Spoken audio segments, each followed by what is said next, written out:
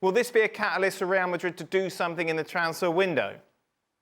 Yeah, well, inevitably, that's part of the reaction to this game, is that this is something now that maybe pushes them towards making a decision that they didn't want to make. Or more to the point, they've made the decision that they didn't want to go into the window. They want to do their big business in the summer. Of course, they would like that to be Trent Alexander-Arnold. They would like that to be Davies as well. But they don't really want to do it now, partly because they've got to wait for those players. Now, Ancelotti has asked the club and done it more than once and said that he would like some players brought in. The club has resisted it. This is the kind of game, as you say, that kind of pushes you a little bit, that forces your hand a little bit. And while Real Madrid generally try and avoid winter signings as often as they possibly can, they try really hard not to be pushed into it. Even when they feel like that they could probably do with it, they would rather wait normally.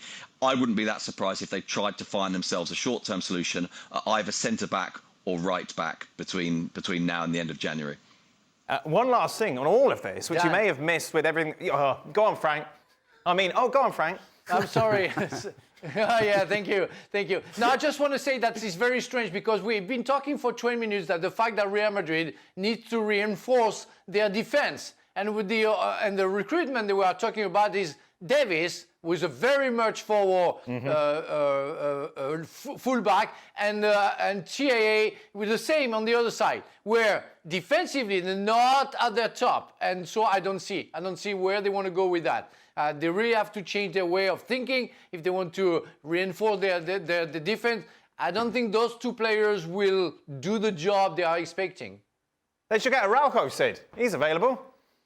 Well, I mean, just to speak to Frank's point, I mean, initially at least there was a degree of resistance within Real Madrid to the idea of Trent Alexander-Arnold for that very, very basic and really is stripped down to the most basic point of all, which is they looked at it and they said, we want our right back to be a defender.